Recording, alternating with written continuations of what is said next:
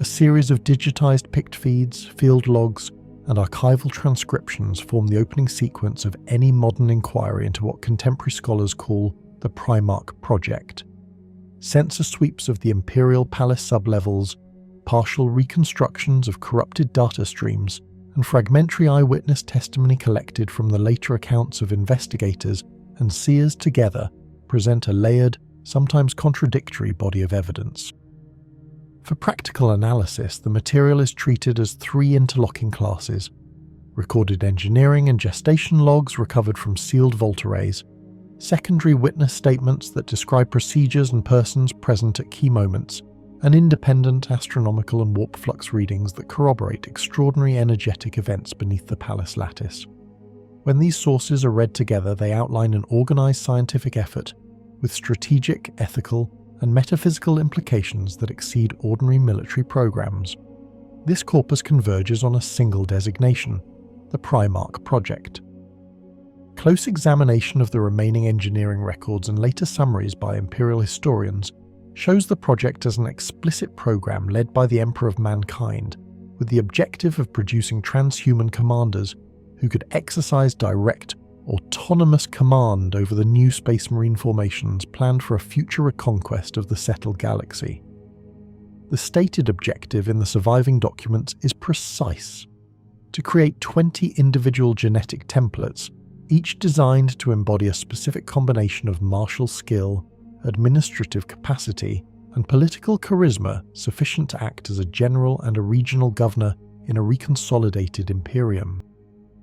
The initiative is described as the logical successor to earlier programs of enhanced soldiers, and it is framed throughout as an attempt to resolve the instability and excessive mortality that had attended earlier experimental forces. Technical descriptions that survive in fragments indicate that the work combined advanced genetic engineering, arcane bioceremony, and controlled interactions with the Immaterium. Multiple later commentators record that the Emperor drew on genetic material outside his own immediate line, and that at least one powerful perpetual was used as a genomic progenitor in order to stabilize the new stock. There are also repeated references to a warp gate on a world called Molest that provided esoteric knowledge and procedures later incorporated into the program's protocols. Contemporary analysts treat these references as evidence that the project did not rely on genetics alone. The available sources suggest a hybrid methodology in which biological manipulation and Immaterium-assisted techniques were both active and necessary. The surviving summaries therefore characterize the Primarchs as products of blended technologies and ritualized science rather than simple cloning or selective breeding. The construction and housing of the gestation facilities are described in the same fragmentary material as a closed, highly secured complex deep beneath the mountainous terrain of Terra's highest ranges. Engineering manifests consistently refer to a multi-tier gene vault center protected by the most advanced shielding the workshop could field. The shielding arrays are referred to as Gela generators in the recovered terminology, and they are presented as both containment and safeguard. Containment for the experimental processes and safeguard against external Immaterium influence. The architecture of the site, insofar as it can be reconstructed, implies subterranean chambers of considerable volume, extensive life support and maintenance conduits, and a network of monitoring rigs intended to sustain and supervise multiple simultaneous gestations. The paleostructural readings that modern teams have been able to salvage place these installations under a Himalayan massif and indicate a deliberate preference for geological stability and remote concealment. A crucial and ultimately decisive anomaly appears in warp flux telemetry coordinated across multiple independent sources. A localized Immaterium disturbance occurred in the gestation complex at a point in the later stages of the program. Contemporary summaries describe this as a rupture or vortex of the Immaterium that overwhelmed a portion of the shielding and permitted the unplanned displacement of the developing subjects. Most analysts attribute this event to direct interference by the ruinous powers, acting through mechanisms both known and unknown to Imperial science. The outcome of that interference was the removal of the uncompleted subjects from the laboratory environment and their placement, by means of warp transit, on worlds scattered across the settled portions of the galaxy. The surviving testimony suggests that the interference was not uniform in effect. In some cases, it altered the gestational conditions in subtle ways, and in other cases it appears to have left psychosocial or metaphysical residues that later influenced the temperaments of the resulting individuals. The strategic consequence of the scattering was immediate and profound for Imperial planning. The Emperor, having sensed the existence of the abducted progeny, but unable to directly retrieve them through the Imperium, fell back to a contingency plan that had been prepared in parallel. From previously secured genetic samples, the program produced 20 distinct martial lineages, the Space Marine Legions, each derived in part from the genetic patterns logged for the original subjects. These legions were intended to be the operational instruments through which the Emperor might exercise influence and, when possible, reassert direct command by reunifying the lost leaders with their corresponding formations.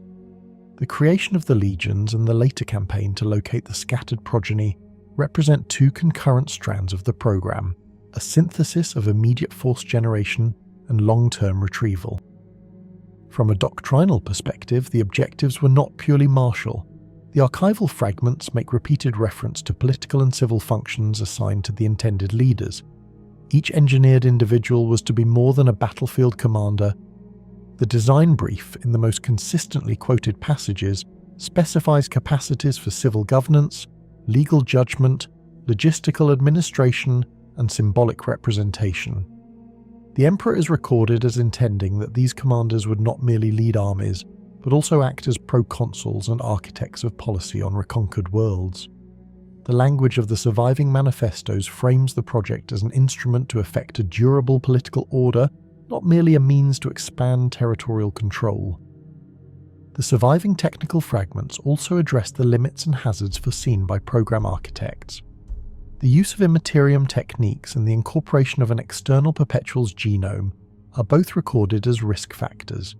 Analysts who compiled the later summaries note an explicit recognition in the original notes that such procedures might impose vulnerabilities, spiritual susceptibilities, metaphysical attractors, or unforeseen psycho-energetic signatures upon the subjects. The original design documents therefore include multiple redundancies, ritualized protections around gestation chambers, layered psychological conditioning protocols, and a modular approach to genetic templating designed to allow for selective excision or replication in the event of contamination. These redundancies, however, proved insufficient against the scale and suddenness of the intercession that followed.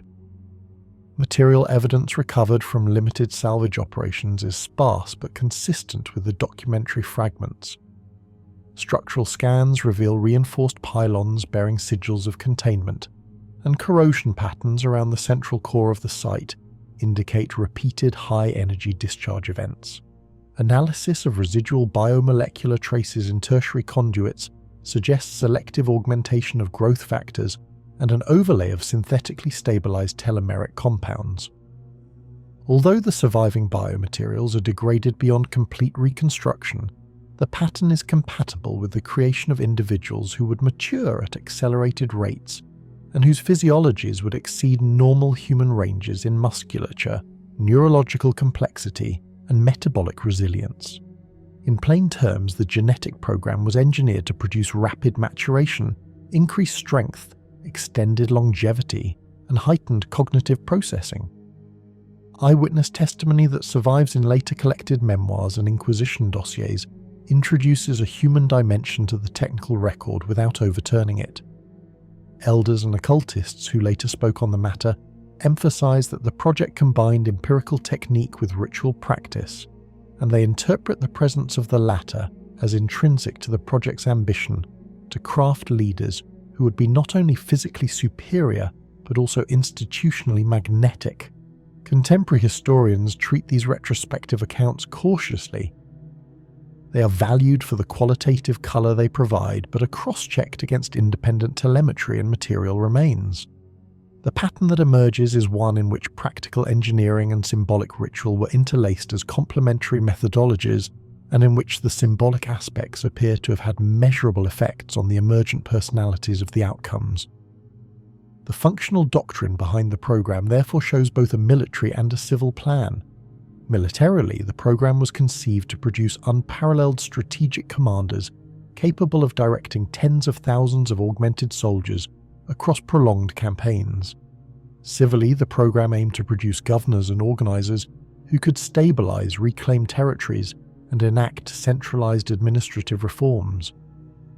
The design of the gestational facilities, the selection of genomic contributors, and the inclusion of Imperium-derived procedures all reflect an integrated multi-generational strategy for state formation rather than a short-term force multiplier. This integrative intent is the critical lens through which modern analysts read the surviving materials. The Primarchs were meant to be instruments of structural statecraft, as much as they were to be titans on the field of battle. A recurring theme in the contemporary assessments is the emphasis on contingency. Program architects anticipated high attrition among experimental subjects and prepared for the possibility that the primary prototypes would be compromised. The archival notes reference fallback production systems designed to propagate the genetic templates independently of the original gestational environment. The decision to seed the Space Marine legions from retained genetic samples can therefore be read as a deliberate hedging strategy. The legions would serve as both operational units and as living repositories of the intended genetic and cultural patterns, available for eventual reunion with their designers if retrieval proved possible. The historical record shows that this dual-track approach, simultaneous production and retrieval, became the defining operational posture of the program after the scattering. When the Emperor began the later reconquest known as the Great Crusade, he operated under the assumption that the scattered progeny could be located and reintegrated. The order of rediscovery recorded by later chroniclers shows an incremental reconnection between specific legions and their nominal genetic progenitors. The narrative of rediscovery is uneven in the surviving sources. Some recoveries were rapid and unambiguous, while others took decades and remained contested. That unevenness shaped the emergence of divergent leadership styles within the various legions, and introduced a historiographical problem that persists in modern studies: the question of how much of a Primarch's subsequent character is attributable to original design and how much to environmental conditioning after scattering. Modern analyses therefore treat the rediscovery phase as both a logistical exercise and a formative psychological crucible for the individuals and formations involved. The immediate tactical effect on the theatre of operations was significant. The legions provided a ready, disciplined force structure that the Emperor could deploy while attempting retrieval, and their commanders, often promoted from within the legions themselves before a reunion could occur, developed doctrines shaped by the conditions of their origin and early warfighting experiences. The resulting military culture across legions was therefore heterogeneous. Some formations emphasized siegecraft and engineering, others mobility and raiding, while others retained strong ritualized hierarchies. This heterogeneity, in retrospect, mirrored the diversity of the environments into which the Primarchs had been cast and the distinct adaptive strategies they had evolved in those worlds. In analytical terms, the Primarch Project therefore must be read on several planes simultaneously. At the level of technical design, it represents a sophisticated combination of genetic engineering and Imperium-assisted technique. At the level of statecraft, it was an instrument intended to produce a durable leadership class capable of political consolidation. At the level of contingency and risk management, it demonstrates both foresight, through parallel production systems, and vulnerability, since the project's exposure to the Imperium created an avenue for catastrophic interference. Finally, at the level of biography and social impact, the scattering implanted a decisive variable. The formative environments of the scattered subjects decisively shaped the leadership patterns that would later define the political and military culture of the reconstructed Imperium. This part of the record closes, for present purposes, on the recognition that the Primarch Project is at once an archaeological problem and a living historical influence. The physical traces are fragmentary and often subject to interpretive dispute, yet the program's consequences are traceable across doctrinal, institutional, and cultural lines throughout subsequent Imperial history. Future parts of this analysis will move from the origins and the immediate technical narrative into the patterns of encounter and conflict that followed, but the opening evidence, picked feeds, fragmentary logs, material salvage and witness transcripts, collectively lays the groundwork for understanding why the program, despite its eventual partial destruction, remained determinative of the later course of Imperial expansion and military organization. Under the classifications approved by later Imperial archivists, the second section of the investigation into the Primarch Project concerns the methodology, the equipment and materials employed, and the recorded difficulties that arose during execution. Surviving records, cross-referenced from the sealed data stacks beneath the Imperial Palace and corroborated by later Mechanicus transcription, allow for a partial reconstruction of the scientific and logistical framework. Although the corpus is incomplete, the pattern of repeated terms and consistent numerical values across separate archives suggests that the methodology was both systematic and carefully staged, divided into 4 sequential operational phases: genetic derivation, environmental gestation, psychocognitive integration, and field calibration. The phase of genetic derivation drew on source materials catalogued as Emperor-grade genomic data. Subsequent commentary identifies this material as harvested directly from the Emperor himself and from at least one auxiliary human specimen of extraordinary stability, referred to cryptically as the perpetual source. The hybridization process is outlined in shorthand notations describing the isolation of genetic markers for regenerative capacity, neural plasticity, and adaptive immunity. The recovered terminology makes clear that the project did not pursue uniformity. The program intentionally varied sequences to create 20 distinct templates. Each template encoded a specific balance of physical and psychological traits, effectively pre-assigning tendencies towards certain domains: siegecraft, diplomacy, aerial maneuver, and other specializations later observed among the legions.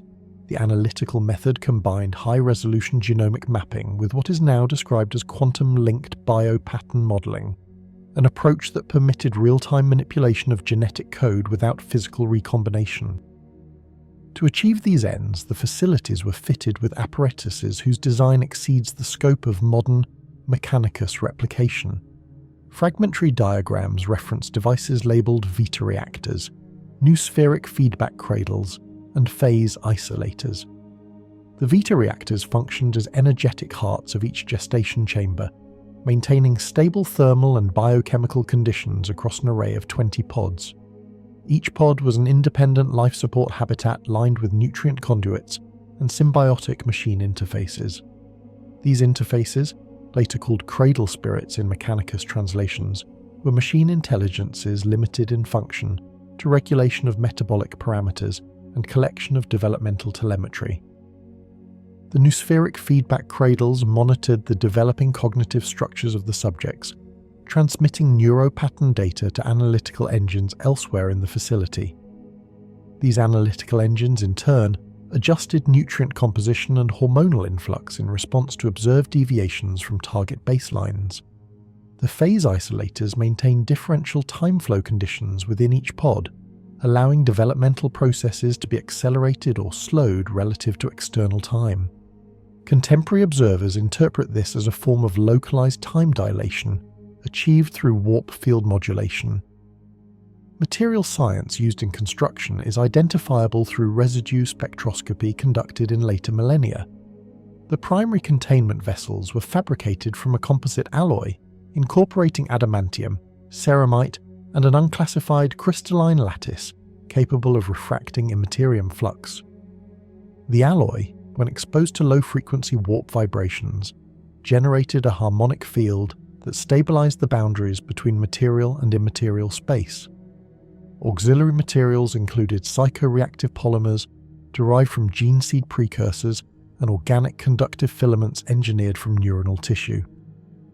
The floors and walls of the facility were coated with a reflective metalline ceramic, serving as both radiation shield and ritual ward. Inscriptions visible on surviving fragments show overlapping layers of technoglyphic notation and archaic Terran sigils, suggesting a dual purpose of calibration and protection. The floors and walls of the facility were coated with a reflective metalline ceramic, serving as both radiation shield and ritual ward. Inscriptions visible on surviving fragments show overlapping layers of technoglyphic notation and archaic Terran sigils, suggesting a dual purpose of calibration and protection. The environmental gestation phase employed controlled exposure to both material and immaterial stimuli. Documentation from Vault Array 17, one of the better preserved datasets, records the use of harmonic resonance emitters to simulate environmental pressures such as gravity, temperature fluctuation, and atmospheric density. The intent was to prime each developing organism to adapt to varied planetary conditions. To test emotional and cognitive responses, the researchers introduced simulated social environments through neuroinductive dreaming sequences projected directly into the developing brains. These sequences were carefully constructed narratives of conflict, leadership, and cooperation, effectively pre-programming behavioral archetypes. The Emperor's personal oversight is attested in several entries that note direct psychic communion with the subjects to correct emergent pathologies or reinforce desired traits. The phase of psychocognitive integration required technology beyond the purely biological. Each subject was linked via neural uplink to a master cortex engine housed at the core of the facility. The purpose of this engine was to harmonize the emergent minds, ensuring that each individual maintained an optimal balance between autonomy and loyalty to central authority. Mechanicus translations later identify this as a bonding manifold, a construct that mediated a subtle empathic resonance across all subjects and between the subjects and the Emperor himself. It is inferred that this manifold later influenced the phenomenon known among scholars as the Primarch bond, the sense of shared origin that persisted among the 20. Field calibration followed once physical maturation had reached stability thresholds. Records describe mechanical testing platforms where partial clones, control samples derived from the same genetic stock, underwent performance assessment under simulated gravity and stress conditions. Data from these tests informed minor genetic corrections applied to the primary subjects through targeted molecular resequencing. Although the main subjects were never exposed to the physical test directly, feedback loops allowed the developmental algorithms to adjust automatically in response to control sample results. This closed-loop calibration ensured that the final genetic profiles corresponded precisely to theoretical performance maxima. Despite the precision implied by these methods, numerous problems were encountered throughout the program. The first and most consistent difficulty concerned instability in psychic integration. The introduction of immaterial resonance into developing minds produced unpredictable surges of telepathic energy. Containment logs describe episodes where energy spikes exceeded Jella field tolerance by several orders of magnitude, forcing temporary stasis of multiple pods. One such episode, logged as Incident 73 Alpha, resulted in the temporary merging of neural feedback loops between 4 developing subjects, creating a composite consciousness that had to be manually separated by the Emperor's own intervention. This event is often cited as early evidence of the danger inherent in psychic co-development. A second class of problems related to biological instability. The accelerated growth protocols, while efficient, led to asymmetrical tissue development in several cases. Notations refer to instances of uncontrolled ossification, hypertrophic muscular development exceeding skeletal capacity, and metabolic runaway leading to cellular exhaustion. Corrective actions involved recalibration of nutrient ratios and, in severe cases, termination of unstable specimens. The records list 12 such terminations during early cycles, indicating that the surviving 20 were the result of successive refinements rather than a single unbroken batch. Environmental complications also appeared. The Deep Earth facility, though protected, experienced recurring interference from external warp tides. The solar system at that period was subject to high immaterial activity due to the Emperor's ongoing psychic experiments elsewhere on Terra. Field fluctuations penetrated the shielding arrays and caused transient time differentials between chambers. Synchronization data shows deviations of up to 3 local hours per standard minute within some pods during the worst episodes. Engineers responded by reinforcing Geller matrices and by installing adaptive harmonics controlled directly through the Emperor's own psychic focus. The resulting system, though partially effective, demanded continuous attention. A further and more subtle difficulty arose in the sphere of cognitive diversity. Because each template was designed to emphasize a distinct set of traits, the emergent personalities interacted unpredictably with the collective bonding manifold. The consequence was a series of resonance oscillations within the manifold field, producing emotional feedback loops that threatened overall coherence. Several surviving notes mention behavioral anomalies manifesting even during gestation, signs of rivalry, curiosity, and independent will. Later scholars interpret these as precursors of the divergent temperaments that would characterize the adult Primarchs. Material shortages surprisingly also feature in the later maintenance logs.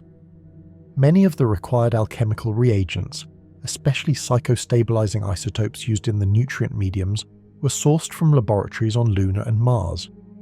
Delays in supply, attributed to political tensions with the nascent Mechanicum, forced substitution with lower-grade compounds. These substitutions correlate with an increase in recorded metabolic anomalies, suggesting that even minor deviation in reagent purity had significant developmental consequences. It is likely that some of the enduring idiosyncrasies in the physiology of individual Primarchs originate from this uneven supply chain. Another recurring concern was ethical and procedural dissent among the Emperor's aides. Though the program was officially under his direct supervision, it required the cooperation of numerous scientists, engineers, and psychers. Fragments of private correspondence recovered from the later Horitian archives reveal that several participants questioned the moral dimension of artificially constructing sentient beings for predetermined roles. The Emperor's recorded response was pragmatic. The ends of unification and survival justified the method. Nonetheless, tension between ethical hesitation and utilitarian necessity permeated the internal communications, and at least 2 technicians were removed from duty after attempting to disable components of the bonding manifold. The final and most catastrophic problem, the uncontrolled warp incursion, occurred when the system of stabilizing arrays suffered simultaneous overload. Analysis of the data suggests that the Imperium disturbance did not originate from within the facility but was the product of external sentience, possibly the collective attention of entities later identified as Chaos powers. Telemetry records a sudden inversion of psychic polarity across all 20 gestation pods. Within minutes, containment integrity collapsed, and the developing subjects vanished from measurable space. Attempts to re-establish material coordinates failed. The facility remained structurally intact but was psychically sterile, the local immaterium saturated by residual energy that prevented immediate reactivation. Post-incident evaluations note secondary damage. Several Vita reactors fused, and the bonding manifold fractured into independent subsystems. Subsequent efforts to reactivate the manifold yielded only low-grade empathic echoes, which the Emperor preserved as reference templates for the creation of the gene seed used in the Space Marine legions. From a methodological standpoint, the incident terminated the primary experiment, but provided sufficient data to proceed with derivative applications. Historiographically, the surviving documentation presents a portrait of staggering technological ambition, constrained by the limits of control. The methodology combined scientific precision with metaphysical risk. The equipment embodied both engineering mastery and dependency on psychic discipline. The materials, though advanced, were never perfectly uniform, and the problems encountered ranged from the predictable to the catastrophic. Modern analysts within the Mechanicus treat the project as a case study in the hazards of transliminal research, proof that even near-omniscient design cannot eliminate chaos when dealing with the Immaterium. From this perspective, the Primarch Project represents not only a historical episode but also an enduring methodological warning. Its achievements, the creation of 20 perfected beings, are inseparable from its failures. for the very processes that enabled perfection opened channels through which corruption and fragmentation could act. The technical ingenuity displayed in the project remains unmatched, yet the problems it faced reveal the inherent instability of any attempt to merge the empirical with the metaphysical. The subsequent course of imperial history would demonstrate that the consequences of those early methodological decisions extended far beyond the laboratory, shaping the fate of the Imperium itself. The Primarch Project, by its very nature, required the participation of minds and entities beyond conventional comprehension. What little is known of its personnel has been pieced together through fragmented Mechanicum records, inquisitorial data locks, and selective accounts preserved within the Imperial archives. Most of the direct participants were erased from history by the Emperor's command, yet their presence echoes in the technological and genetic marvels they helped create. At the centre stood the Emperor of Mankind, whose authority and intellect defined every phase of the project.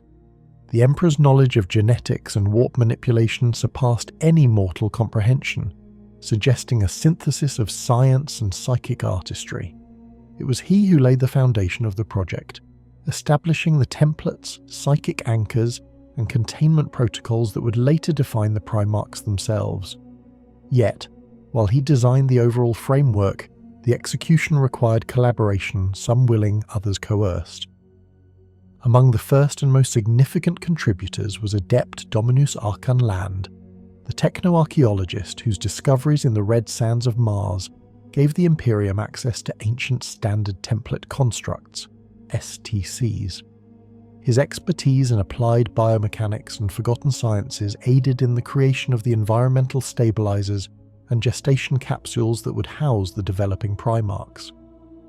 Land's work indirectly shaped the cybernetic monitoring systems and life support mechanisms that sustained the embryos during their accelerated growth cycles.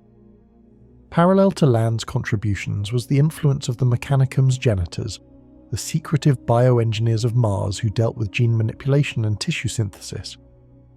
Under the guidance of fabricator General Kane, a cautious but loyal ally of the Emperor during the Unification Wars, the genitors handled the material execution of the Primarch genome templates. They operated from sealed vault laboratories in the Noctis Labyrinthus, where the Emperor's designs were converted into physical form through a combination of bioalchemical incubation and arcane machine processes. Many of these genitors would later vanish without record after the project's collapse, presumed executed to preserve secrecy.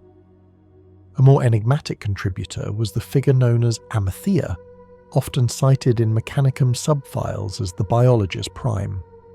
Her identity remains disputed, though several sources suggest she was a hybrid of human and artificial intelligence, possibly a surviving remnant of the Dark Age of Technology's biocognitive constructs. Amathea's research into genetic harmonics and psychic imprinting reportedly guided the process of embedding unique soul signatures into each Primarch, giving them distinct temperaments and abilities. She's believed to have perished or been deliberately erased during the subsequent warp breach that scattered the Primarchs across the galaxy. There were also Proto-Inquisition agents, serving under the Emperor's early administrative division, the Sigillites' Chancery. This body was led by Malcador the Sigillite, one of the few individuals permitted unrestricted access to the project's progress. Malcador functioned as both a guardian of secrecy and a political advisor, ensuring the Primarch Project's existence remained concealed from the wider Mechanicum and Imperial army. His later role in founding the Inquisition and Grey Knight suggests that his involvement went beyond observation. He likely foresaw the spiritual and metaphysical consequences of creating godlike beings through mortal means. Several custodians of the Legio Custodes were also assigned to guard the laboratories. These were not typical warriors. They acted as observers, ensuring that none of the Mechanicum's adepts or geneticists deviated from the Emperor's designs. Their presence maintained absolute obedience, but it also isolated the scientists, fostering paranoia and silent resentment toward the Imperial project. Meanwhile, within the Mechanicum hierarchy, a lesser-known sect called the Ordo Reductor Auxilia, led by Archmagos Veneratus Heron Luth, contributed containment technology, that would later serve as prototypes for the stasis fields used in Imperial relic vaults. Herrenluth's work was instrumental in developing the warp-dampening caskets intended to protect the gestation chambers. His later disappearance following the warp scattering incident remains unexplained. Some theorize he was either absorbed into the Dark Mechanicum or executed by order of Malcador himself. Other groups indirectly linked to the project include the Order of Imperial Truth, the Emperor's philosophical core dedicated to eradicating superstition and promoting rationality.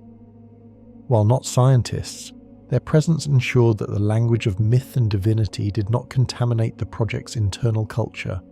Ironically, it was this same rational ideology that the Primarchs themselves would later challenge, embodying contradictions the Emperor could not suppress. The warp phenomena experts, sometimes referred to as Psychonotechnica, also played an important role. These individuals were early pioneers of psychic study before the formation of the Scholastica Psychona.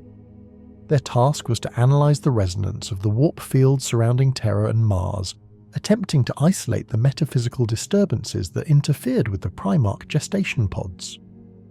Some evidence suggests they were the first to notice the growing interference that would eventually result in the catastrophic warp breach. Their warnings went unheeded. In essence, the Primarch Project was not a singular work of the Emperor alone, but a convergence of numerous factions: Mechanicum technologists, Imperial scientists, warp theorists, and proto-psycha scholars, each contributing a fragment of genius to a whole they could never fully comprehend. The tragedy lay in their success. What they created transcended science, entering a realm where biology, divinity, and chaos overlapped. By the time the 20 Primarchs were scattered, nearly every record of those involved had been purged.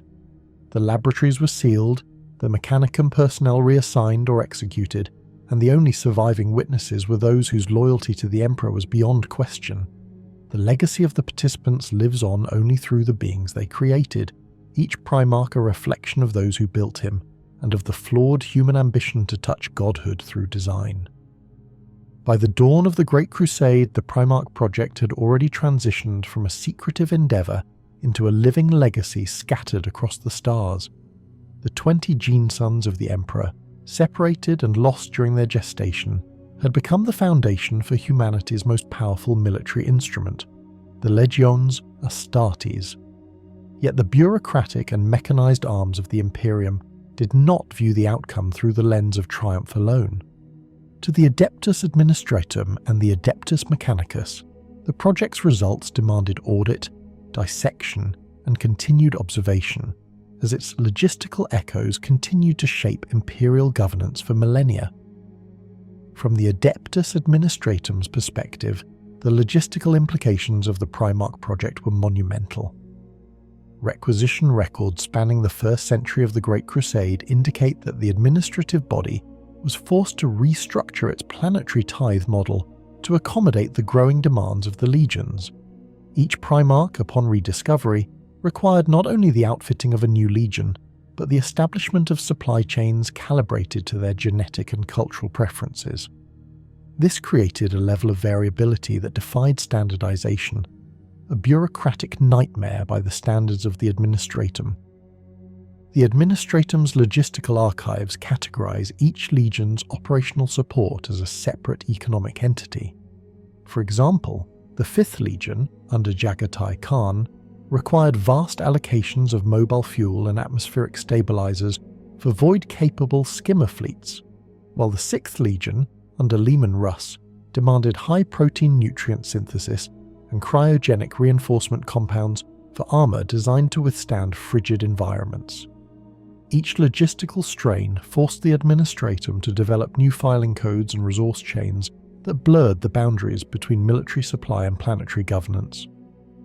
During this period, internal memoranda from the Administratum's Departmentum Munitorum describe repeated friction with Mechanicus representatives over the procurement of gene-compatible wargear. The data references unsanctioned pattern divergence, a polite phrase used to indicate that the Mechanicus tailored equipment to fit the Primarch's unique physiology and Legion doctrines without filing standard design approval. While such divergence increased combat efficiency, it rendered logistical forecasting almost impossible. No two legions shared the same power armor specifications, vehicle calibration ratios, or munitions tolerance levels. One audit from the Segmentum Solar branch of the Administratum concluded that the Primarch initiative, while militarily transcendent, has fractured the Imperial supply doctrine beyond reconciliation. That same audit estimated that the cost of maintaining 20 divergent Legion infrastructures exceeded the pre-Crusade industrial output of Old Earth by a factor of 30. The report further stated that the Emperor's genetic project had permanently altered the economic architecture of the Imperium. What was once an empire built on human standardization had become a patchwork of divine exceptions. The Adeptus Mechanicus approached the matter from a different angle. For the Martian priesthood, the Primarchs were living data, the ultimate experiment in bridging flesh and divinity.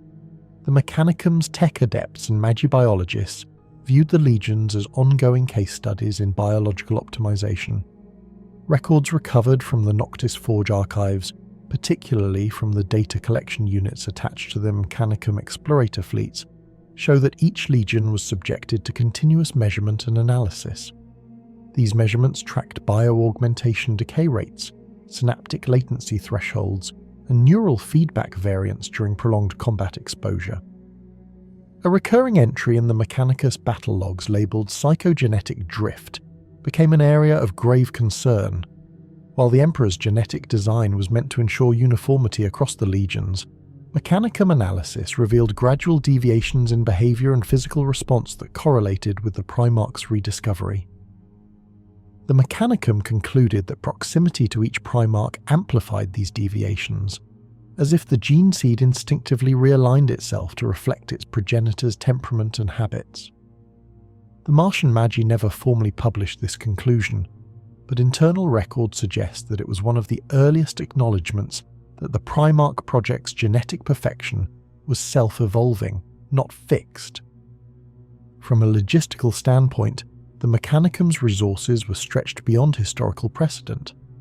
The production of Astartes armour, weapons and support vehicles required hundreds of Forge Worlds operating at maximum capacity. However, due to the specialisation introduced by the Primarch's varied doctrines, the Mechanicus had to abandon its usual pattern of standardised fabrication. Mars itself became the central arbitration hub, coordinating hundreds of production variants under a system referred to as distributed pattern logic. One Mechanicum analytic engine, Archimagus Dataframe 9 Theta, recorded that by the Crusade's midpoint, over 19,000 variant marks of power armour and vehicle subsystems were in circulation. Maintenance throughput declined by 23%, and parts interchangeability fell below the acceptable threshold for battlefield logistics. While this would have been considered catastrophic under normal military conditions, the divine authority of the Primarchs overrode practicality. The Mechanicum's theological logic accepted this inefficiency as a necessary consequence of the Omnissiah's will. Administratum analysts, however, did not share such faith-based tolerance. They saw the Primarch Project's logistical burden as an unsustainable administrative precedent. The more the legions expanded, the more fragmented Imperial oversight became. A 23rd century audit of the Great Crusade's expenditure model concluded that for every new compliance world brought under Imperial control, approximately 1.7 existing systems were economically destabilized due to overextension of supply chains. The numbers suggested that the Imperium's rate of conquest exceeded its logistical capacity, a problem directly tied to the complexity of supporting 20 genetically distinct legions. Furthermore, the Administratum's archival index of materials from the late Crusade era lists nearly 3 million unique supply codes related solely to the legion's Astartes. Each code represented an item that could not be substituted or replicated outside specific Mechanicus authorization. This bottleneck created what the Administratum termed ritual inefficiency, a state in which material supply became dependent on ceremonial approval rather than practical necessity. Within the Mechanicus, this ritual inefficiency was reframed as spiritual purity. For them, The Primarchs and their legions represented living proof that biological imperfection could be sanctified through machine logic. The Omnissiah's command had manifested in flesh, and thus deviation was not error but divine variance. Mars's data forges produced hundreds of encrypted analyses, most classified under the seal Sigma Red, restricted to fabricator general access. The fragments that survive describe how Mechanicum observers categorized the Primarchs by their mechanical resonance index, a metric measuring their alignment with the machine god's ideal of order. Fulgrim of the 3rd Legion ranked highest, scoring 0.98 on the index, while Angron of the 12th ranked lowest at 0.23. It is important to note that the Mechanicus faith-based science often conflicted with Administratum rationalism. Administratum auditors who attempted to standardize Mechanicus data routinely found contradictions between empirical readings and theological interpretations. For instance, Mechanicus documentation describing the Primarchs' biomechanical perfection often included deliberate omissions of data labeled divine interference fields, psychic phenomena the Mechanicus considered too sacred to quantify. This created a permanent epistemological divide between the two imperial arms. The Administratum measured with logic, the Mechanicus with faith. Logistical analytics conducted by the Administratium during the closing centuries of the Great Crusade estimated that nearly 37% of total resource movement across the Imperium was directly tied to Legion operations. The majority of these resources, ranging from plasma fuel to genetic stabilizers, were under Mechanicus control, further consolidating Martian influence. This imbalance led to subtle power struggles. While the Emperor maintained official sovereignty, it was the Mechanicus that determined the operational tempo of the Crusade through its control of production and maintenance cycles. In one of the last surviving cross-departmental reports between the two institutions titled Project Legacy, Audit of Divinely Engineered Command Structures, the Administratum summarized its view with bureaucratic detachment. The Emperor's sons are not mere commanders, they are logistical singularities. Each generates an economy, consumes a world, and destabilizes an empire. The Mechanicus' concluding statement in the same file reads, "The Primarchs are living code. Each iteration expands the machine god's lexicon. To limit them is to corrupt perfection." These two lines, one pragmatic, one reverent, encapsulated the divide that would later fracture the Imperium. The Administratum saw the Primarch Project as an administrative anomaly that defied standard governance, while the Mechanicus saw it as proof of the Omnissiah's manifest algorithm. Both were correct and both were blind. From a purely analytical standpoint, the Primarch Project's logistics represent the first recorded instance of the Imperium engaging in post-human resource modelling. The project's continuation through the legions forced the Administratum to design new frameworks of record-keeping, gene seed inventory systems, combat loss biotracking, and planetary tithe recalibration algorithms. The data processing requirement alone birthed entire sub-departments of the Administratum, dedicated exclusively to Astartes accounting, including the Gene Ledger Bureaus of Terra and the Biomaterial Tithe Office on Luna. Meanwhile, the Mechanicus established dedicated machine intelligences tasked with predictive combat modelling based on Primarch variables. These logic engines, codenamed Cognitators Majoris, simulated potential outcomes of Legion engagements across multiple galactic sectors. However, the predictive variance remained too high for practical use. The presence of a Primarch in any simulation introduced unpredictable success probabilities, ranging from 40% deviation below baseline to 400% above. Mechanicus conclusion: the Primarch factor cannot be calculated, only obeyed. Both institutions, bound by duty and divine fear, ultimately codified their findings in restricted archives. The Administratum's files labelled the Primarch Project Administratum Classification Alpha Permanent, prohibiting further fiscal analysis without the approval of the Senatorum Imperialis. The Mechanicus sealed its data under Red Mechanicum Edict 2028, declaring the genetic architectures of the Primarchs unfit for replication under the Treaty of Mars. Even centuries later, after the Urus heresy, remnants of these bureaucratic and mechanized analyses remained influential. The Administratum's tithe system still reflected the adaptive patterns developed during the Primarch era, and the Mechanicus's reverence for the genetic templates persisted in its sacred rites. To both institutions, the Primarch Project was no longer an experiment but a foundation myth, the divine era upon which the Imperium was built. The operational legacy of the Primarch Project extended far beyond biological innovation. Once the Primarchs took command of their legions and began the Great Crusade, the Imperium's logistical framework and technological base underwent a transformation that no single bureaucracy had anticipated or fully understood. What began as a bioengineering initiative evolved into the largest supply and technology mobilization effort in human history. From the moment the first Primarch-led fleets launched from Terra, the Adeptus Administratum was forced to re-engineer its own systems of record. The logistics of galactic conquest at this scale had never been attempted, and the involvement of 20 independent legionary war machines multiplied every complexity tenfold.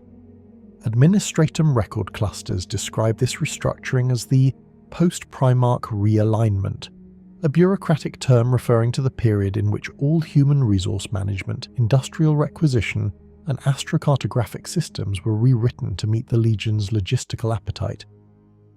Every Legion demanded supply ecosystems that mirrored its Primarch's temperament and methodology. Robute Guilliman of the 13th Legion, for example, imposed meticulous standards of logistical order. His command ships carried entire Administratum contingents trained to maintain synchronized records across multiple systems. By contrast, Angron of the 12th Legion frequently operated without formal supply manifests, forcing the Administratum to estimate resource depletion through post-battle planetary audits rather than predictive metrics. The Administratum's largest discovery during this period was the realization that conventional linear supply methods, centralized production, sequential distribution, and storage redundancy were no longer viable across galactic distances.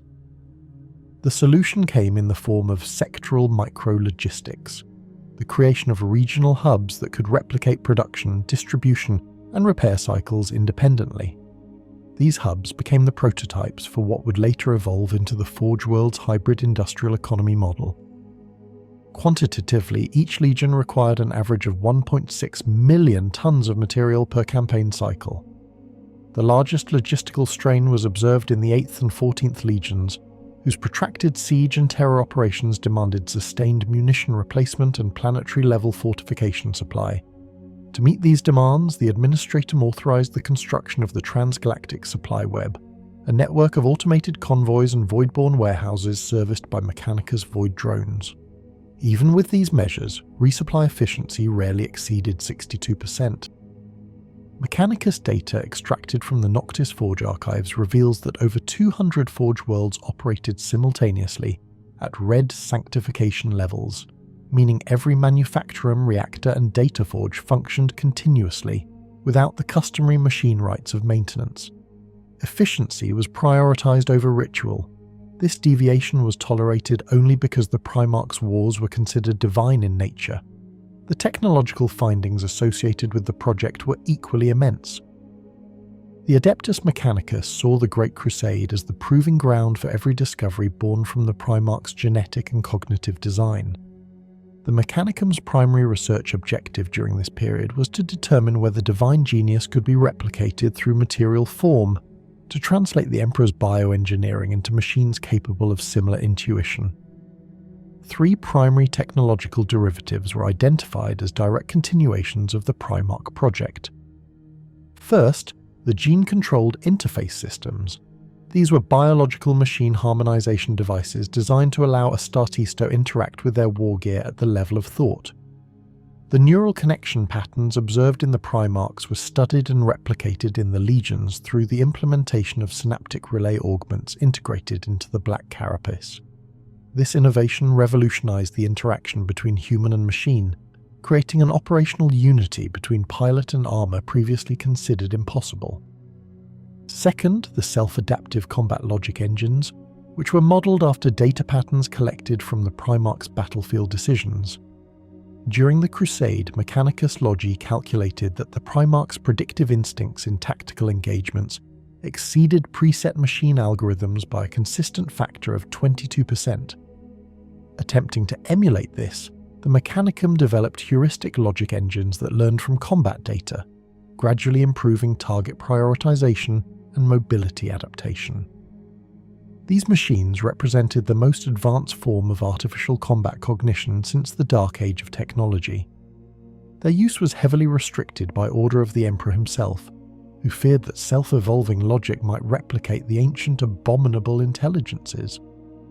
Third, the biomechanical replication frameworks, systems that attempted to reproduce the gene stability seen in the Primarch templates. These frameworks became the basis for advanced Astartes gene forging, allowing limited recovery of degraded gene seed lines. Despite the initial success, the Mechanicum's later reports confirm that the replication process could not achieve Primarch-grade results. Each attempt yielded material either too volatile or psychically unstable. The Mechanicus officially concluded that the divine genome cannot be reproduced through mortal industry. The logistical findings from this same era further exposed the unmanageable scale of Imperial warfare under the Primarchs. The Administratum Segmentum Solar Command Ledger calculated that the cumulative weight of materials moved per year during the Crusade surpassed that of all Unification-era logistics combined by a factor of 200. The Imperial Navy, while vast, was frequently overburdened, with 34% of transport fleets operating beyond sustainable capacity. It became routine for Forge Worlds to divert entire planetary production quotas toward a single Legion's campaign effort. Administratum clerks stationed aboard Crusade fleets developed new data systems to track these movements, many of which remained in use long after the heresy. The Chronolex data lattice, an early form of multi-layered supply computation, was capable of calculating resource movement across multiple timeframes, predicting shortages before they occurred by comparing the warp distortion index with real-time material depletion rates. This hybrid logic framework became one of the few human-engineered systems to receive direct Mechanicus approval, marking a rare instance of joint innovation between Mars and Terra. Within the Mechanicus, technological analytics revealed that even the Emperor's original scientific design had its inefficiencies. Each Primarch was observed to possess unique neural signatures that interfered with standard machine spirit protocols. Ferrus Manus, for example, displayed a naturally high resonance with metallic data fields, allowing him to directly manipulate machine processes. Angron, conversely, exhibited irregular neural pulses that often disrupted nearby vox and targeting arrays. The Mechanicus classified these discrepancies as biological divergence factors. These findings suggested that the Primarchs, despite their perfection, generated localized distortions in the harmony between human cognition and machine logic. Such anomalies became a focal point of Mechanicum study, leading to the creation of the Cognitor Choirs, assemblies of tech priests trained to monitor psychic mechanical interference fields during Legion deployments. Data from these choirs confirmed that the Primarch's mere presence altered the machine spirits around them. Some machines responded with increased efficiency, others with erratic behavior, implying a metaphysical dimension to technological performance. Administratum findings reflected similar instability on a larger scale. Supply chains under direct Primarch command often defied predictable consumption rates. During the Ultramarines' 500 Worlds campaigns, logistical data remained within 3% variance of projected expectations.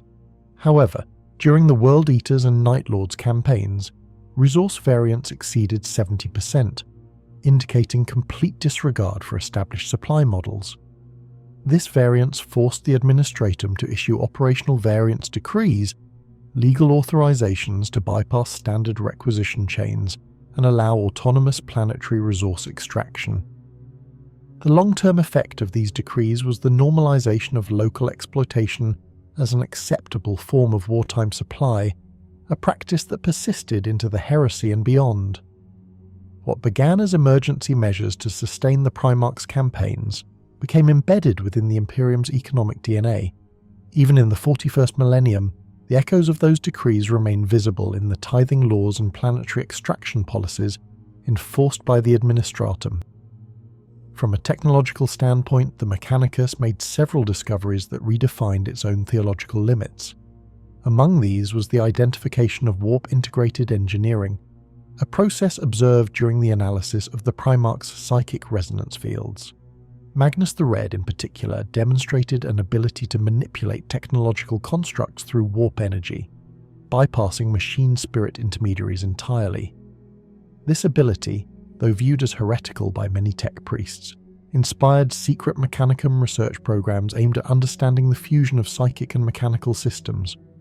Most of these experiments were later purged under the authority of the Sigillite, their findings sealed as heresy-class data.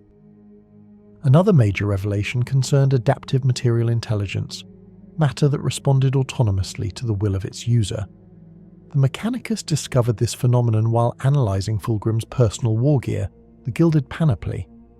The armour exhibited molecular reconfiguration properties when exposed to bioelectrical stimuli from its wearer. These materials would later form the basis of Mechanicus research into reactive alloys and ferrofluidic systems, culminating in the early prototypes of the servo-reactive armour now standard across high-ranking Astartes units. The Administratum's closing assessments from this era reveal a mixture of awe and frustration. Their analysts concluded that while the Primarch Project had birthed the greatest technological and logistical advancements in human history, it had also destroyed the very notion of control. Supply flows could be projected but not enforced. Technology could be built but not fully understood. The Emperor's grand design had liberated humanity's potential, and simultaneously enslaved it to systems that no longer obeyed reason or policy. The Mechanicus closing analysis was far more reverent. In one recovered data slate marked with the sigil of Fabricator General Kane, the final entry reads, "Perfection is divisible, but never repeatable. The Primarchs were the Emperor's equations, unsolved, eternal. To decode them is not to understand, but to worship." To the Administratum, the Primarch Project was a logistical catastrophe that had to be managed through constant adaptation. To the Mechanicus, it was a technological revelation that could never again be duplicated. Both interpretations were correct, each viewing the same creation from opposite ends of the same divine machine. The culmination of the Primarch Project was not an event marked by celebration, but by silence. A bureaucratic and mechanical silence that filled the laboratories and deep vaults of the Emperor's most secretive endeavour. When the last of the gestation capsules were sealed and the vault doors shut, both the Adeptus Administratum and the Adeptus Mechanicus had already realised that they were no longer in full control of what they had created. The project had evolved beyond the scope of any administrative chart or Forge World schematic. What had begun as a calculated operation in genetic refinement had become something far more unpredictable, an intersection between divine intent and scientific hubris. From a logistical standpoint, the involvement of the Adeptus Administratum had diminished progressively during the later stages. Records indicate that by the final year of the project's operation, nearly 70% of administrative oversight was rendered obsolete. The Emperor's direct command structure bypassed standard communication channels, limiting Administratum officials to resource allocation and material requisition only. The rest, progress tracking, experimental documentation, ethical clearance, was moved into the sealed data vaults beneath the Imperial Palace, accessible only through the Emperor's personal sigil. The Mechanicus, however, found itself entangled far more deeply. Their technological expertise remained indispensable to the gestation systems and the stabilization of the genetic matrices. The gene forges beneath Luna, the Sol system's most sacred ground for Mechanicum operations, became the heart of the process.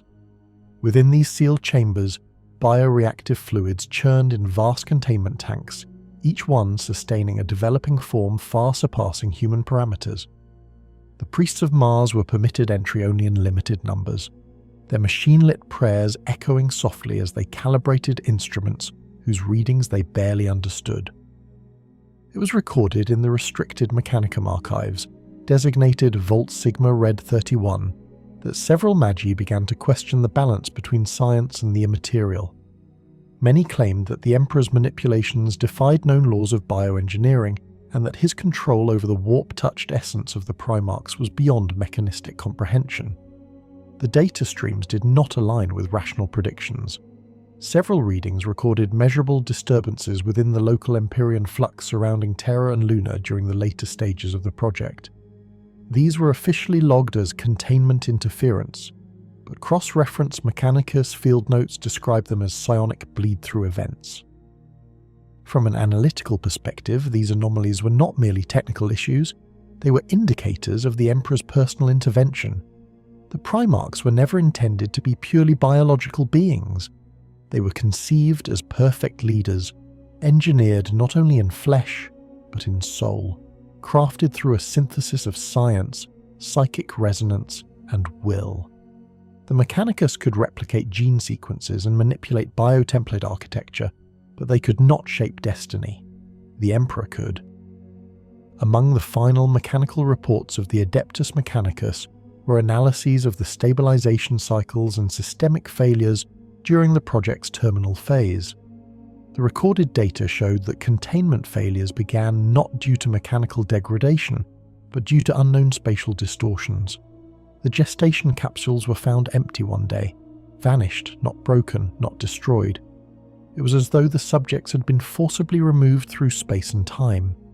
The Mechanicus attempted to trace the energy signatures of the event, but all measurements yielded impossible results. Non-Euclidean flux, absence of temporal sequence, and readings inconsistent with material reality. The official conclusion was unquantifiable warp displacement. The Adeptus Administratum, faced with the disappearance of the Primarchs, was ordered to erase all logistical records related to their existence. Resource allocations were reclassified under new designations, many as planetary development budgets or astrotechnical research grants. The bureaucratic machine erased its own fingerprints under direct order. Thousands of clerks were reassigned to unrelated projects, their memories of the Primarch data purged by decree of the Sigillite himself. Only the highest echelon of Terran authority, Malcador the Sigillite, the Emperor, and a select few Mechanicus representatives, retained full awareness of what had truly transpired. Technologically, the findings extracted from the Primarch Project became foundational to future genetic engineering programs. The subsequent creation of the Space Marines, Astartes, was a direct result of the research recovered before the project's disappearance phase. The gene seed, derived from the Primarch genetic code, was the only successful inheritance of the Emperor's vision. Mechanicus records refer to this as Project Continuum, initiated immediately following the catastrophic end of the original experiment. It was a scaled-down version of the Primarchs, designed to be replicable, controllable, and logistically sustainable. However, even this secondary endeavour faced significant ethical and mechanical contradictions. While the Adeptus Mechanicus celebrated the reproducibility of the gene seed process, many noted the absence of what they called the divine spark. The Emperor's personal role could not be replicated, and the Primarch gene seed, while stable, lacked the perfect integration of will and soul that the Primarchs possessed. Some Mechanicus logs theorized that the missing component was not material but metaphysical. The human element, the Emperor's psychic imprint, was irreplaceable. Involvement across both factions reached a point of philosophical conflict. The Administratum viewed the project as an organizational success, proof of Imperial dominance in resource management and secrecy. The Mechanicus, in contrast, saw it as a theological event, a moment when machine and divinity intersected. The Emperor, though mortal in form, had acted as the Omnissiah incarnate, bridging the divide between knowledge and faith. The cult of the machine god quietly restructured parts of its doctrine after these events, acknowledging the Emperor's unmatched comprehension of both science and the warp. By the end of the project, analysis from both factions agreed on one immutable fact: the results could not be repeated. Attempts to replicate the Primarch creation process in later millennia ended in catastrophic failure. Some resulted in genetic instability, others in entities that were too dangerous to exist. Even the Mechanicus, with all its sacred archives, never fully understood how the Emperor had stabilized the psychic resonance necessary for the Primarchs' existence. In logistical terms, the aftermath of the project produced a paradox. On paper, it was marked as incomplete, with all assets unaccounted for. In practice, it became the cornerstone of Imperial history, its living results, the Primarchs, defining the course of the Great Crusade and shaping the destiny of humanity for 10,000 years. The administrator may have buried the data, but its outcomes marched across the galaxy in living form. The Emperor's assessment, as recorded by the Sigillite in a sealed transcript, summarized the project with chilling simplicity. Perfection is not born, it is imposed upon the universe. This statement became the core of later Mechanicus interpretations of the Omnissiah's design philosophy. For them, it validated the fusion of faith and computation, proving that the boundary between human creation and divine intention was not rigid, but manipulable. The Adeptus Mechanicus final analytical report, classified under archival tag Sigma Ultima, contained hundreds of pages of numeric projections, failed replications and theoretical models. Yet among these data points, a single observation stood out. It stated, "The Emperor's hand altered parameters in real time without measurable energy transfer. We do not understand how this is possible. We do not understand him." In the centuries that followed, those words would echo through every Mechanicus conclave that dared revisit the topic. The Primarch Project remained the singular proof that the Emperor's mastery over the material and immaterial was absolute, extending beyond any logic the machine cult could comprehend. From an administrative perspective, the project's success and failure were indistinguishable. It achieved its goal, creation of the Primarchs, but its aftermath rendered all documentation irrelevant. Its disappearance into myth was its final safeguard. The Administratum's logistical models confirmed that no traceable record survived public scrutiny. Budgets were redistributed, facilities dismantled or repurposed, and all witnesses reassigned or silenced through the Sigillite's network. In final analysis, the project's true result was not merely the creation of the Primarchs, but the establishment of a new paradigm within the Imperium, a hierarchy of divinely engineered purpose. The Primarchs became the physical manifestation of the Emperor's will, while the Administratum and Mechanicus became instruments of its perpetuation. Even in failure, the project achieved its ultimate goal, unity through creation.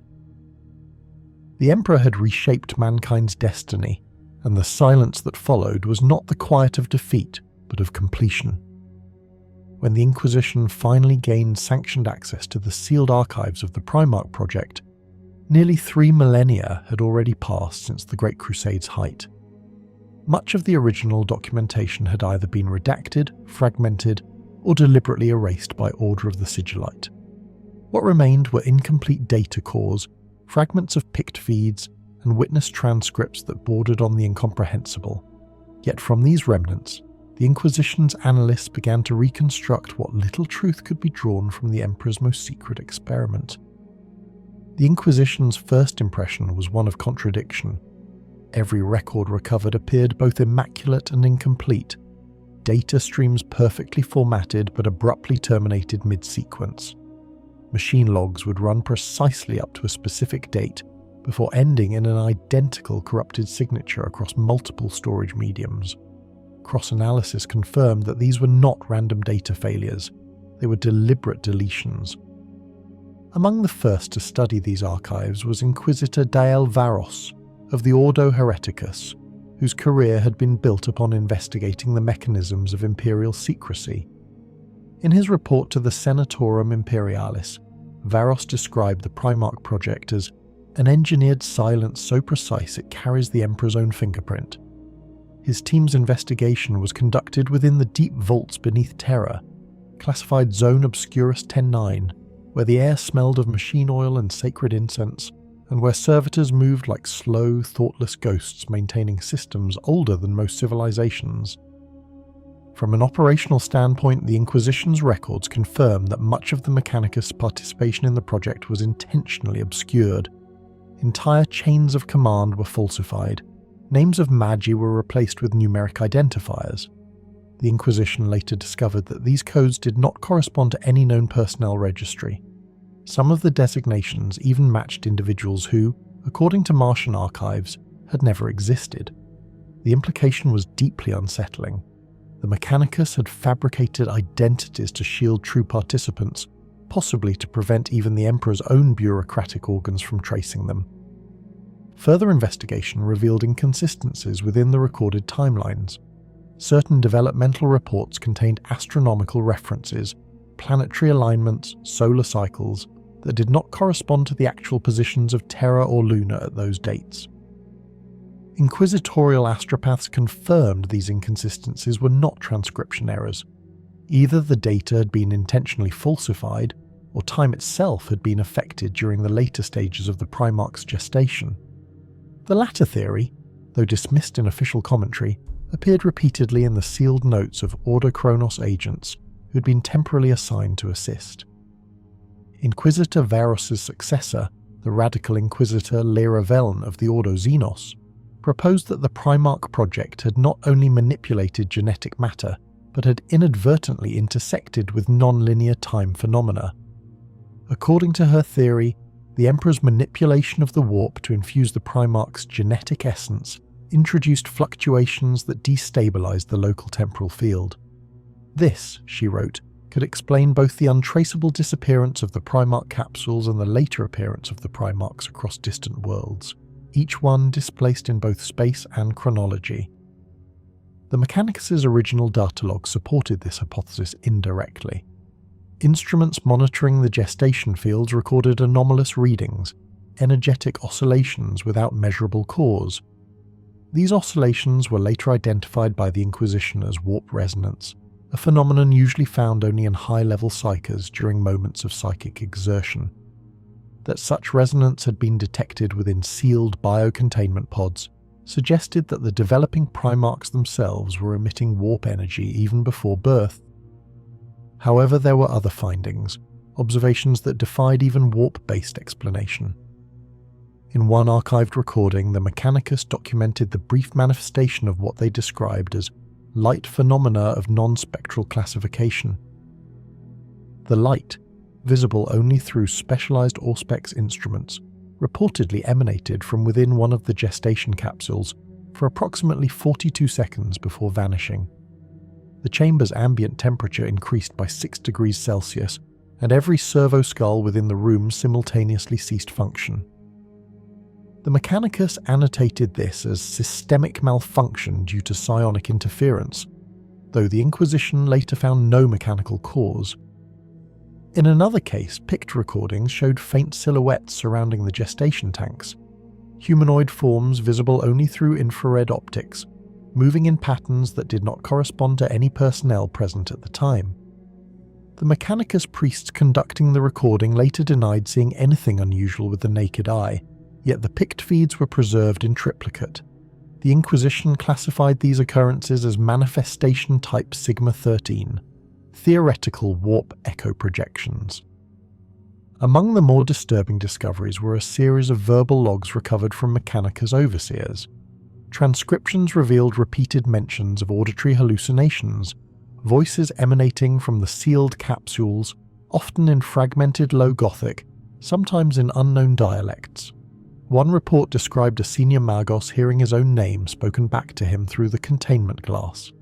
Another claimed that when the Emperor himself entered the chamber, the voices ceased entirely. The Inquisition's analysts theorized that these auditory phenomena may have represented residual psychic communication between the developing Primarchs, or between the Primarchs and their creator. Given the Emperor's unmatched psychic power, such an exchange was theoretically possible, though the exact mechanism remains unknown. The Emperor left no written commentary regarding these events. Not all Inquisitors agreed with this interpretation. Some, particularly among the Ordo Malleus, argued that the project's anomalies were evidence of warp contamination rather than controlled psychic design. According to this view, the Emperor had overreached, had drawn upon the immaterium to such an extent that parts of the project were infected by its unpredictable essence. The disappearance of the Primarchs, therefore, was seen not as an act of divine will, but as the catastrophic backlash of uncontrolled warp interference. In support of this theory, Ordo Malleus archives contain fragments of reports detailing the aftermath of the Primarchs' dispersal. Several Mechanicus personnel involved in the project exhibited severe neurological symptoms following the event: hallucinations, loss of motor control, spontaneous brain hemorrhaging. Autopsy records revealed irregularities in their neural tissue, including evidence of accelerated decay and micropsionic scarring. These effects mirrored those observed in individuals exposed to uncontrolled warp manifestations.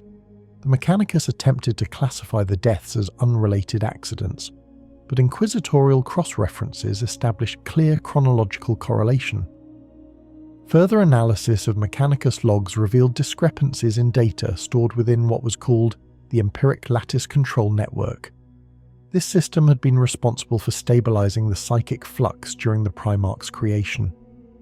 According to the logs, the network registered an external interference seconds before the disappearance event. The signature was unlike any known warp pattern. It carried a frequency modulation that repeated across multiple readings in a form resembling coded information. When the Inquisition's techno-arcanists decrypted these readings, they found recurring symbols, mathematical constructs that bore resemblance to pre-Imperial Terran runic systems. The meaning of the message, if any, was never determined. Some believed it to be a reflection of the Emperor's psychic imprint upon reality itself. Others feared it was evidence of a force beyond comprehension, perhaps observing or influencing the process from beyond. There were other unexplainable findings. Biological residue recovered from the gestation chambers exhibited properties inconsistent with known organic chemistry. Samples preserved within Mechanicus stasis vaults displayed continuous metabolic activity despite lacking DNA structure. These living tissues neither decomposed nor aged, existing indefinitely within suspended containment. Attempts to replicate their composition failed repeatedly. The Inquisition designated these samples Material Anomaly Theta 9 and ordered their permanent quarantine under ordobiology supervision. A further investigation into Luna's subsurface vaults uncovered architectural features inconsistent with Mechanicus design principles. Certain chambers were constructed from an alloy not found anywhere within Imperial records. Its molecular structure showed quantum alignment patterns that implied it had been forged under temporal compression. In simple terms, the material appeared to exist slightly out of phase with normal reality. The Inquisition could not determine whether this technology was the Emperor's own creation, an inheritance from the Dark Age of technology, or an entirely unknown source. The psychological profiles of surviving project participants were equally troubling.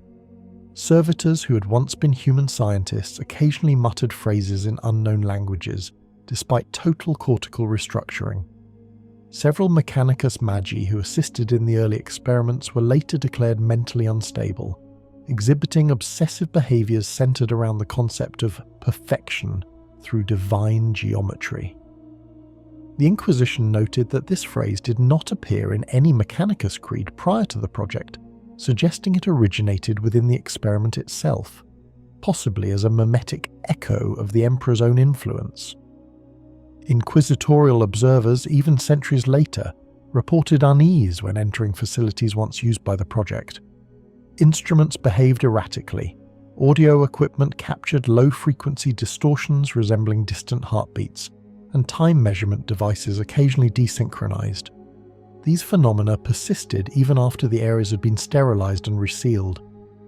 The Autochronos recorded these occurrences as residual warp resonance field 19-A, theorizing that the intense psychic activity of the Primarch's creation had permanently scarred the local fabric of reality. Perhaps the most unsettling record in the Inquisition's compilation was a single, preserved fragment from the Emperor's personal data codex. Its origin remains unverified, and no Mechanicus confirmation has ever been issued. The text reads, "Perfection is not achieved through matter alone. It requires will to shape the impossible, and silence to contain the consequences." The meaning of this message remains debated within inquisitorial circles. Some interpret it as the Emperor's acknowledgement of the risk inherent in his creation, the understanding that even he could not fully control what had been unleashed. Others see it as a philosophical reflection, a warning that the pursuit of perfection demands sacrifice beyond comprehension. The Inquisition's closing summary on the matter, redacted and sealed under Ordo Seal, Exemptus 999, concluded that the Primarch Project represented an intersection of the divine and the heretical, where knowledge transcended the boundaries of morality and comprehension. Despite centuries of study, no definitive explanation has ever been agreed upon regarding the disappearance of the Primarchs or the true nature of their creation. In the final notation of the inquisitorial report appended by Inquisitor Lyra Veln herself, one sentence stands alone. The Emperor did not lose them. He placed them where they needed to be. The sealed archives of the Primarch Project were not merely restricted, they were architected to conceal. The Inquisition learned early in its investigation that much of what had once been written about the event no longer existed in material form. Data vaults once holding terabytes of records now contained empty crystalline matrices. Servitor scribes, when interrogated, spoke only in pre-programmed loops. Even the Mechanicus, with its redundant memory sanctuaries across Mars and Terra, reported identical data losses. The missing records were not the result of time or decay. They were deliberate erasures, synchronized across multiple star systems and archival nodes. It was only through the acquisition of forbidden Mechanicus backups, recovered from a crashed data barge in the asteroid fields of Sol, that the Inquisition reconstructed fragments of the original event reports. These fragments, though incomplete, revealed the extent of the anomalies that had plagued the Primarch Project in its final stages. The first anomaly was recorded in what became known as the Sigma Interruption. During the final phase of the gestation cycle, every monitoring system within the Lunar Gene Vault simultaneously reported a temporal desynchronization lasting precisely 6 minutes and 22 seconds. Clocks advanced, sensors froze, and cogitator systems recorded nonlinear data, a phenomenon the Mechanicus designated chronofailure pattern theta. When systems resumed normal operation, 12 containment pods were found empty. The environmental readings showed no sign of forced entry, mechanical failure, or warp breach. The containment fluid levels remained undisturbed, as if the occupants had never existed. Mechanicus logs described the event as a translocation without vector. The concept defied the fundamentals of both warp physics and material displacement.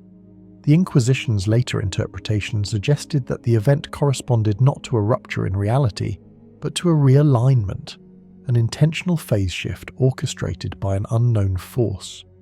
A sealed transcript, classified under inquisitorial reference, Ordo M1139 Deep Sigil, reveals the deposition of Magos Dominus Threxial Varn, one of the last surviving engineers assigned to the Containment Division. When questioned by Ordo Malleus interrogators, Varn's account was unnervingly consistent with others gathered across separate interviews. There was light without source, not brightness, but the idea of light. Every gauge fell to zero, every rune went blank, but the sound remained, low, distant, like the breath of an ocean through a steel corridor. We saw movement in the reflection of the fluid, but not within the tanks. Then they were gone. The transcript concludes with a note from the presiding inquisitor, stating that Varn expired from cardiac failure 23 minutes after giving his testimony. The cause was officially listed as natural, though internal medical scans showed microfractures across his cranial implants consistent with extreme psychic pressure. A second anomaly was referenced in a Mechanicus communique to the Emperor's personal council, now preserved only as a heavily redacted photostat copy. It describes an event termed the Silence Interval. During this occurrence, the entire lunar data network ceased all output for a period of 13 seconds. All mechanical and organic personnel within the facility reported total sensory deprivation. Sight, sound, and even internal thought ceased.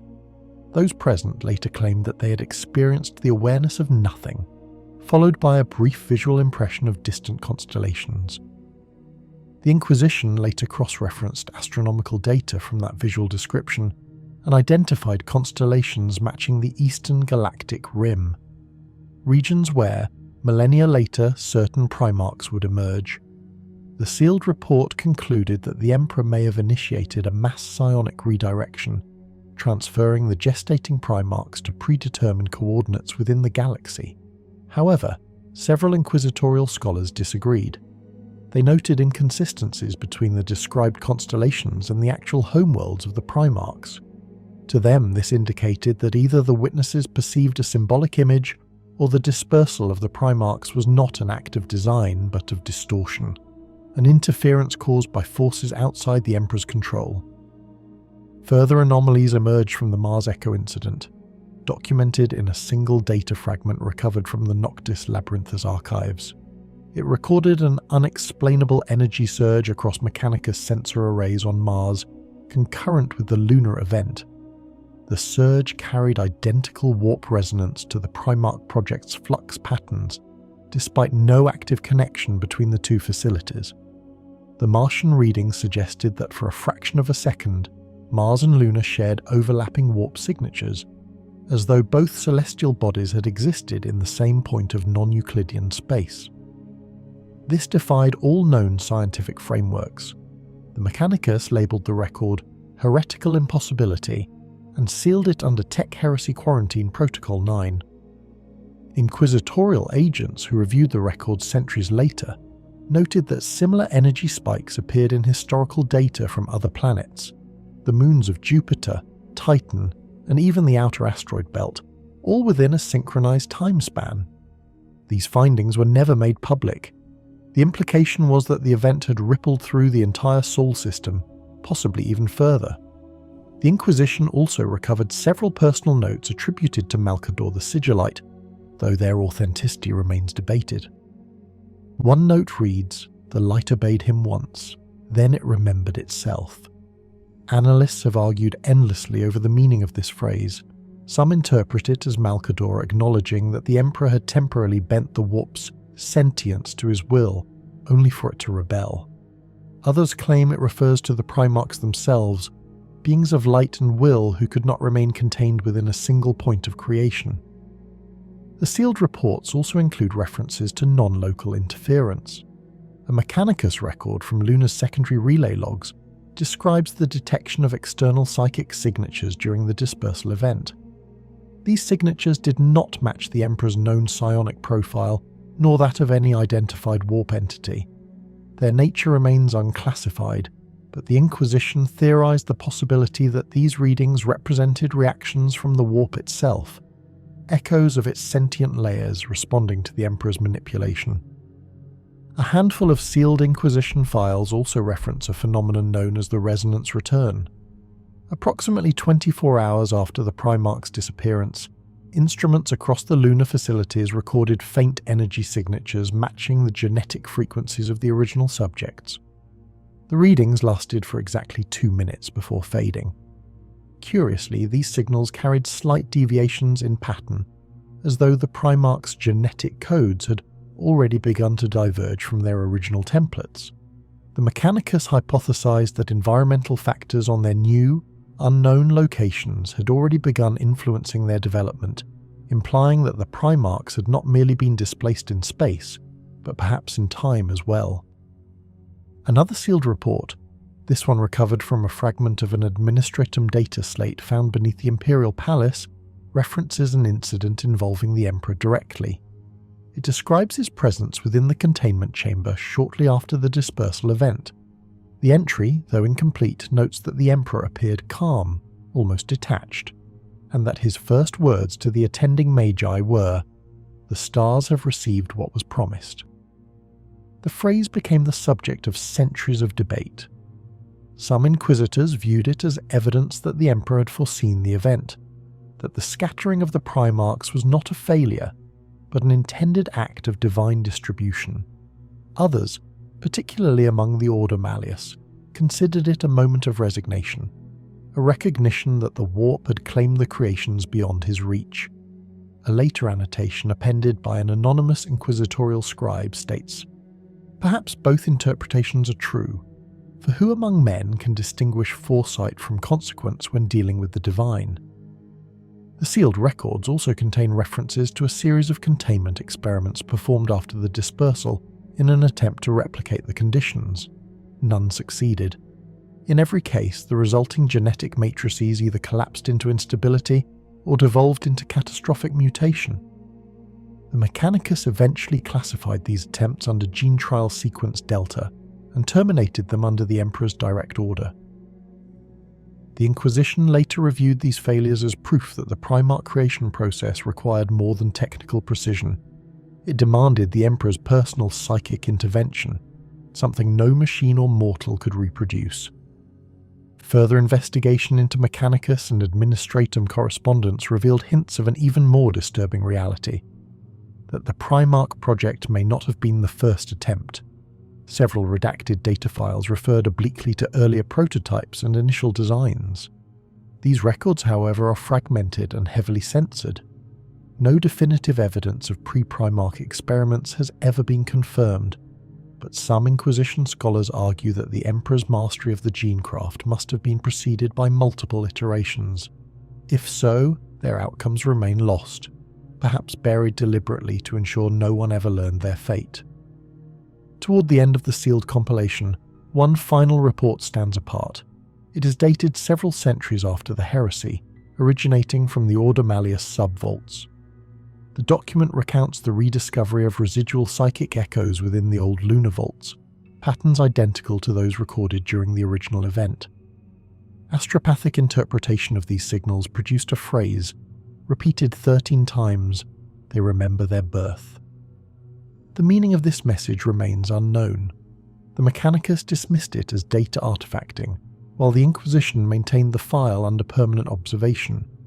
Subsequent attempts to reproduce the phenomenon failed, yet the readings recurred intermittently for nearly 4 standard years before fading entirely. Some within the Inquisition believed that these echoes were triggered by the psychic turmoil of the post-heresy era, the deaths and rebirths of the Primarchs resonating through the same warp frequencies that once marked their creation. In the final pages of the sealed report compilation Sigma Omega, a short summary written by an unidentified inquisitor concludes with the following reflection. The Emperor's experiment was not contained by walls or machines. It was a question asked of the universe, and the universe responded. The Primarchs were not taken, they were answered. No further commentary accompanies the statement. The sealed archives were locked again under triple inquisitorial seal, encoded to self-erase upon unauthorized access. The knowledge within them, fragmentary, inconsistent, and at times incomprehensible, remains among the most tightly guarded secrets in Imperial history.